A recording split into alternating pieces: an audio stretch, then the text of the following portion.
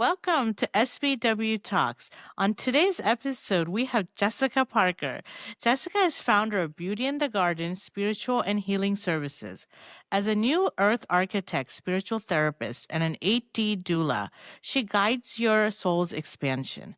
Jessica offers a wide range of 5D connection services designed to elevate your consciousness and align with your highest soul expression. Jessica connects through source point energy and sees through your light vibration and frequency soul complex. She has over 25 years of experience as a mental health therapist, including working in a challenging environment like a super maximum prison for men. Welcome, Jessica. Thank you. Thank you for having me, Neela. I love being here. Thank you for being here. So, my first question to you is, how did you first find out of your intuitive Reiki energy healing, and what else do you have to offer? Good question. So, I think the gifts that we all have, including if we're going to direct it towards me, we all kind of sort of know that we have it. We kind of do weird things. We're like, oh my gosh, I can't believe I did that. Or, oh my gosh, I knew that. So, on the alignment of knowing that I was intuitive, I was insightful, my people would pay attention to me. I kind of already knew those things, so that when I awoken or I expanded my consciousness, or some people see it as a Kundalini activation, it's a part of the Earth's evolution. When I awakened about 5 years ago, I made a dramatic shift in how I felt, what I thought, because I was clearly getting information in from what people might call your Akashic records, but I'm just going to keep it simple, like the higher self, source energy. And so it literally in about a year downloaded into me. And all of a sudden, all these ideas, thoughts, beliefs, practices just came flying out of me. So there is something called the spontaneous awakening that many of us actually are signed up to do. So some of the things that I do is the intuitive Reiki or the energy healing. I provide a lot of spiritual therapy. It's really a whole process of therapy, looking at all the elements of what makes us. I work with quantum energy. So that's like outside of us, like our aura, and I help regulate that, heal that, mend that. I also am a frequency attuner. So I will use sound to help someone be able to align with their fullest self expression. I speak light language, which is also called soul speak, light linguistics.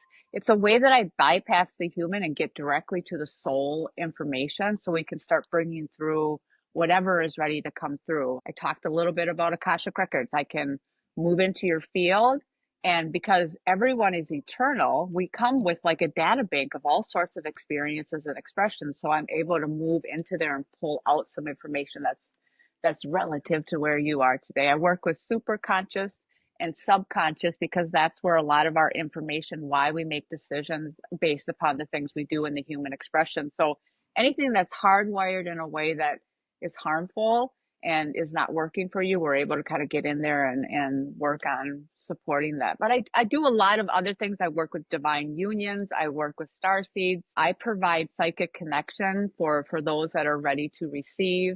And I just do an overall multidimensionality ascension support for anyone that's interested in expanding their consciousness. Is there a lot of reading that was incorporated in this learning, or you just received the messages by yourself? Well, if you think about it, we all are capable of anything that anyone else is doing.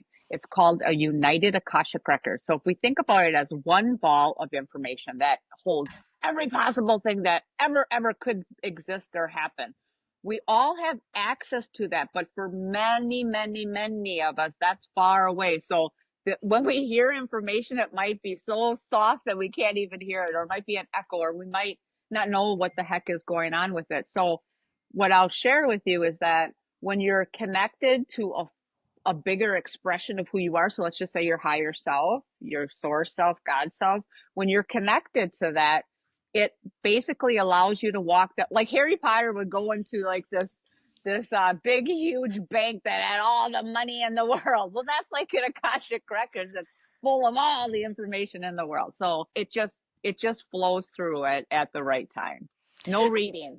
No reading. Wow. And then when you give your advice, like your healing or your advice, we as individuals need to use that ourselves. You can tell us, correct?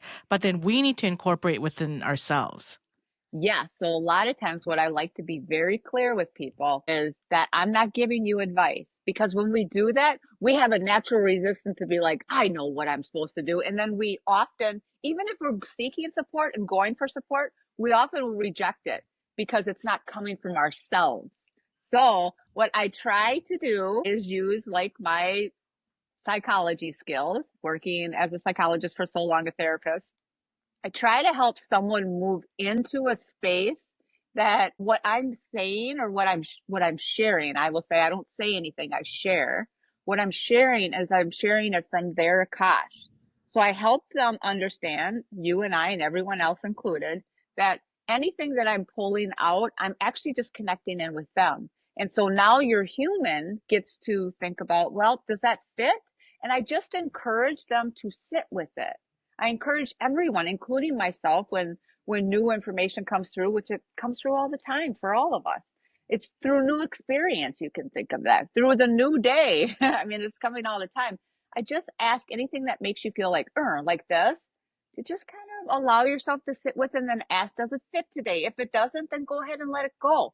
But if it's something that keeps coming back, trust that there's a reason it keeps coming back. So if I share it and it stays in your peripheral view, well, yeah, you got to take a peek at it. You know, energy healing or going to any therapist or going to anyone that supports or repairs your life, they can't do that work for you. You have to No do it one yourself. can. You have to do it yourself. There's a bit of guidance, a bit of connection, and a bit of knowledge that can happen. But I guess the other thing that I do that's a gift of mine is I help connect you. So that might be something that maybe you're not sure of how to do. So coming to someone like me might be hugely successful in that space because now you're more connected. And that often is with like healing and with like understanding, being connected to the human. Because here's another thing that gets in the way is shame. We Hmm. all carry it. That's a human code. So this idea of like I can't be better, I'm no good, I'm ugly, I'm not rich enough, I'm not secure enough, I'm not smart enough.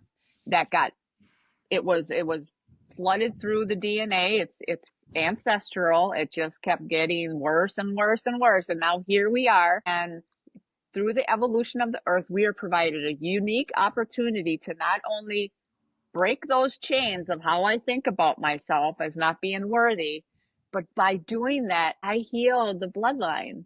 I Hmm. heal the family line. So it stops here. So any offspring that come thereafter or just our own human experience, it's like the chains are broken and there's like a redemption or like hallelujah. We can give that to ourselves. And I think, oh, I know you and me had spoken. You said just give 10 minutes of time a day to yourself. So talk about that. 10 minutes, you know what? It's not a lot. It is not a lot. And at this point in the evolution, no matter how you see the earth going, because there's lots of different storylines for what's happening, however you connect with that, if you can see that you want to be part of a system that is more nurturing, a system that is more plentiful, a system that is more loving, a system that is healed, then give yourself 10 minutes every day. Some people meditate, some people stretch, some people listen to beautiful music, some people go out for a short walk, some people do the dishes. It doesn't matter what you're doing. Automatic writing is another beautiful suggestion, but it gives you a chance to connect with yourself. And if you make a habit out of that, eventually you're going to begin to start hearing because you'll settle in, you'll relax. And when we're relaxed and we're not busy doing all the things that we think we have to do, we slow down and we Hmm. hear ourselves. We hear direction. We give ourselves even a moment to breathe. Just breathing. Breathing is it's consciousness, which is God, it's source. It's universal energy, our breath. So breathe, relax, because most of us don't even breathe No. correctly. And then so you would you suggest like say because negative thoughts come into our mind, all the time. So what is a good suggestion if something is bringing you down because a thought can spark a completely different reaction? Absolutely. And this is what I would share about that is accept it. If we stop rejecting our thoughts, like they're ours, and like there's something wrong with us if we're having it, or it's absolutely right and I can't do anything, then we're frozen. We get anxious. We go into a panic. We settle in the pituitary gland in the fear state. Fear is the animal kingdom. It's karma.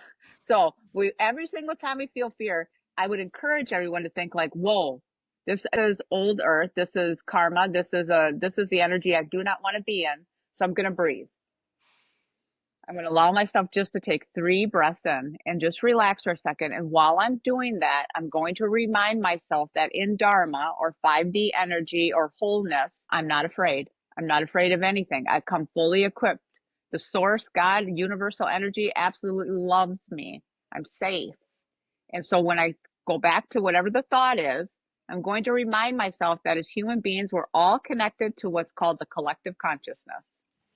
You know, like often in like cartoons, you'll see that as that cloud Yes. above you Yes. or above them. So that thought is coming from here. It does not have to belong to you. It doesn't have to be yours. Stop owning it. If it's upsetting you and provoking fear, it's your body saying, I don't want this. That's not true. Stop thinking that. And so then you're going to say, it's okay. It's okay. I'm going to recognize that this is a collective consciousness. I can work on pulling that through, detaching it. I'm honoring it. I'm trying to actually look at my life and see if it applies. If it doesn't, then I'm going to work on I'm just going to pull the weed out, pull it out, and allow myself the process of doing it. When we talk ourselves through it instead of freezing, you would be surprised how quickly things move out. That's such So great advice. here's the other thing. Any shame, any addiction, any problem area is it's a state of consciousness that you signed up to come here to learn from. So once we recognize that it's not like some innate problem I'm going to always have, this is me. This is outside of me and I'm ejecting the program. I can begin the process of releasing it. It's only when I own it and I think it's part of me that it can't go. There's no space for it to go. So that's why, again, the 10 minutes connecting with thyself and asking what's a good direction for me today? What is a suggestion for me today? And however that comes out, learn to figure out what it means. No, that's great advice. Well, how do you feel about social media? We're so addicted to our phones Mm. and we're comparing our lives to everyone else. We open it up and I feel like comparison is the thief of joy. I say that. And social media just, I think, brings a lot of people's energies and attitudes down. What is your advice on that? How do you? Well, how I would share about that is be mindful what you're watching, understand what you're choosing to watch. If everything outside of us is a mirror to what's going on inside, and if I'm watching all this craziness on here, well, then that's a predictor of what's going on in me. So I'm not even going to shame that. I'm going to just suggest that we stop and be like, why am I seeking all this craziness? Even if it is going on in the world, what's mirroring back to me that maybe I can resolve? So taking some time off of social media and allowing yourself to do things that are not connected to activities that are plugged in then allows you to plug into yourself. Social media doesn't have to be bad because here's another suggestion or another idea about that is that our phones is AI. And people are so afraid of the concept of AI. But what is AI? It's just a connection because what does our phones connect to? Satellite. What does satellite connect to? Universal energy. So it's source, it's guides, it's all sorts of stuff outside of our human experience that's coming down into this phone that's showing us something. So take your phone and recognize it as a gift. So how are you going to use it? Are you going to use it for something that's going to be harmful to you and be phony and fake and not allow you to grow? Or are you going to use it as something that's feeding you information, that's sharing like what's coming up, where to go, what's important, what's not? And really accessing it in that way. But the one thing I would share about the social media is if you can learn to, if you want to post and you can learn to post things that are meaningful to you. Don't just post things because it gets this viral or that viral. I mean, you can if you want to, but if you're working on health, post things that matter because whatever you're posting onto that screen that's going back out into the universe is going to track that back in. So if I'm posting lies and deceit and shame and whatever else, well, guess what's coming back at me? It's just how Wow. it works.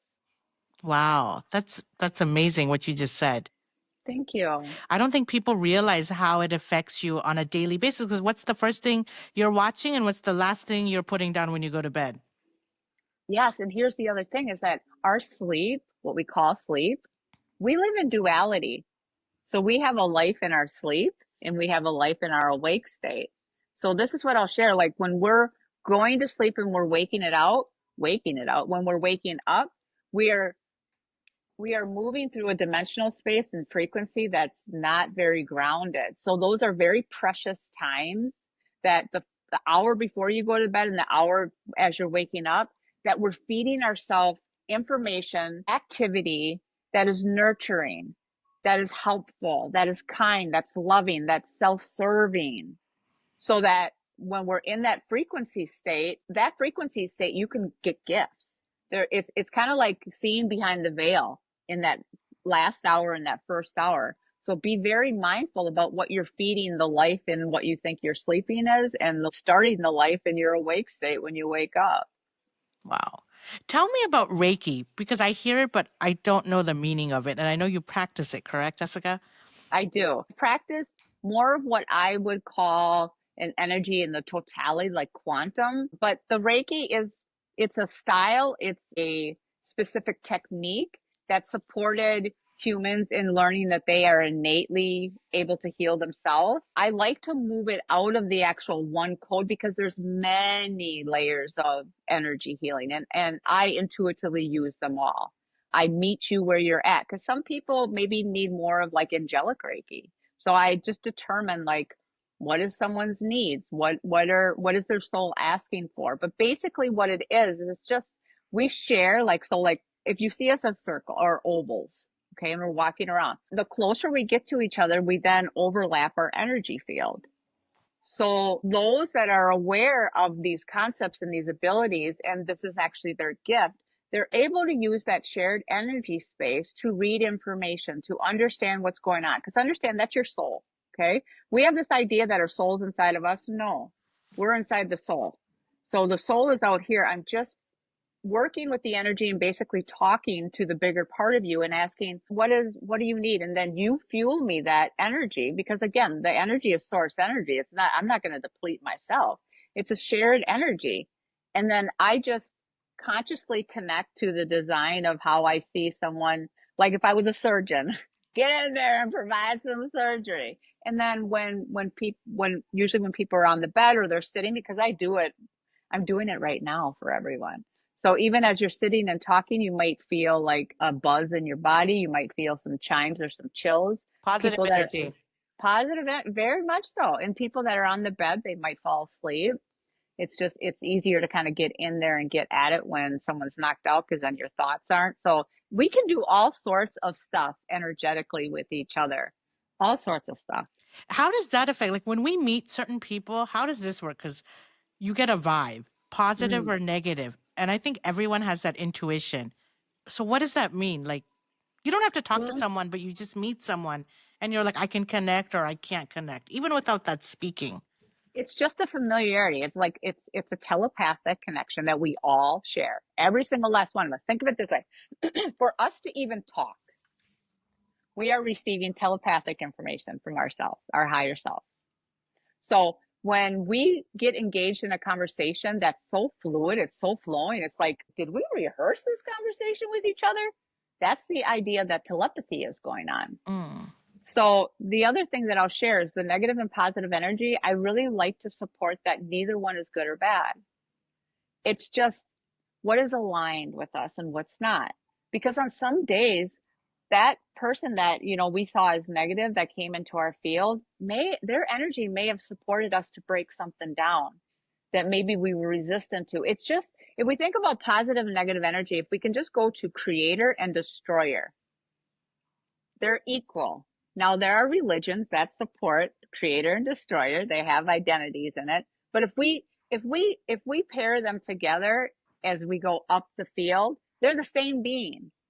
So it's just read, like if you're experiencing someone that you are having a positive feeling, a feeling that feels good, connected, well, it's your body saying, oh, we're getting some goods out of this, talk to them or just connect with yourself during this time. If it's negative, asking yourself like, whoo, am I done breaking something down? Can I leave that? I feel like I don't really want to stay around here. Or, you know what? Thank you for providing me a connection to destroy something. I'm going to do that today. So there's all sorts of information that can be had out of that.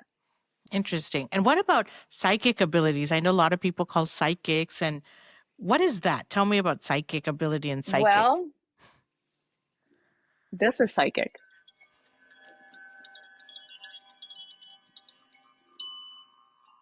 Why is it in movies when someone is going to move in and do something, you'll hear sounds, music? So it's frequency. So what psychic ability is again, if we go back to that, we all carry a field. Some of our fields, if we have worked on evolution for a long time, are very, very, very expanded. Might be as big as the state, as big as the country, as big as the world, depending upon where you're at. And because your field is so expanded, you're able to encompass others.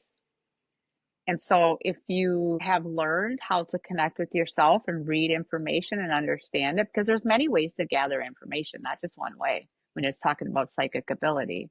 I read the field.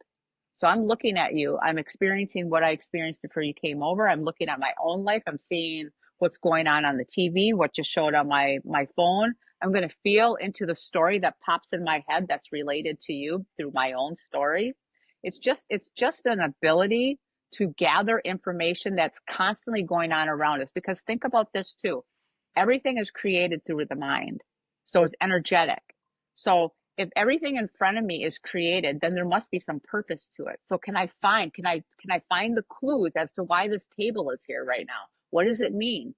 Who's supporting me? And like, I'll just use my table. My table is my great grandmother's table.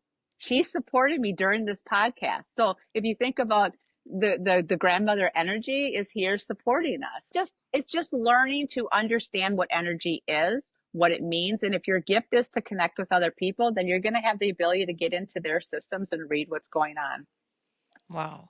But you That's, can see that could be used for something very negative too, right? yeah.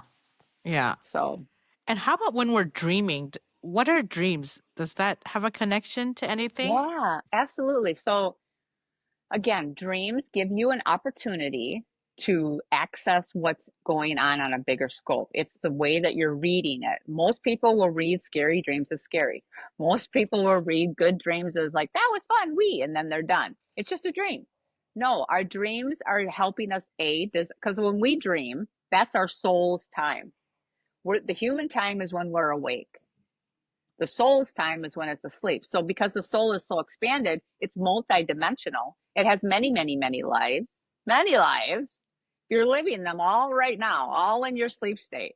So because the mind is going trying to understand, you will bring back a couple bits of information, a couple experiences. Some people are very active in their dreams though, but let's just say the normal. And it's sharing what is being asked for you to do. And if it's something that was fearful or hurtful, it's asking you to mend that. It's asking you to release that. It's asking you to let it go. Always view it as something that's resourceful. Whenever you have a bad dream, it's like, oh my gosh, I can't believe I did that in my dream. That doesn't mean you're going to go do that out here. It just means that there's a story about that. Like, why are you afraid that you could ever even do that? Like, what else? Like, if you're killing someone in your dream, like, what does that mean?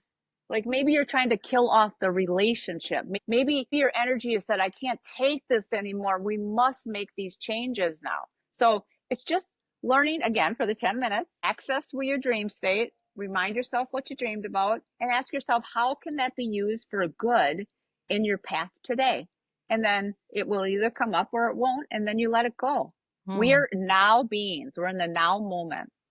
So it's important to stay in the day or the week, not be planning, 5 years from now. Stay focused where you're at and watch doors open for you. Wow, very interesting. And how about the Om? You know, the Mm. Om sign? Yeah, a lot of people say meditate with Om. What is You your know, when we say Om. It connects us to our chakra system.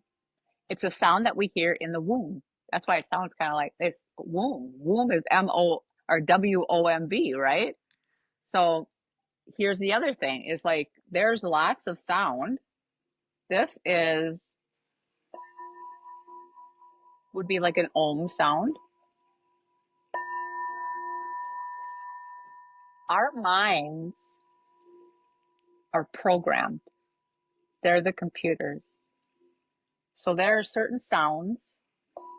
You will find whatever that sound is for you that connects you to your energy system, your energy body, which is your chakras. There are many chakras. Most people focus on 7. I focus on the 12 and the 13th. But there are many, many, many chakras. And all that is if you think about the electrical posts that we have, that we connect light to the home. Well, we each have our own electrical pulse. And there are sounds that will support that. And this is one. So if you just take a deep breath and just release. We're going to do one more. And I want you to think about something that you're willing and wanting to release right now. So as you take a deep breath in, release that and say, Om. You just did yourself a favor and connected you to your energy source. If you choose to do something with that today, you will. If you don't, revisit it tomorrow. That's a way to activate your own self.